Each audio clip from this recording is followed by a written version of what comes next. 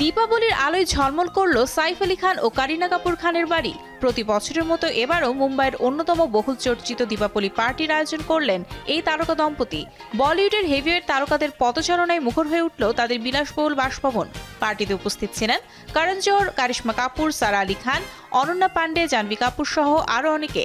ঝলমলে পোশাকে যেন প্রতিযোগিতায় নেমেছিলেন কে বেশি নজর কাড়বে।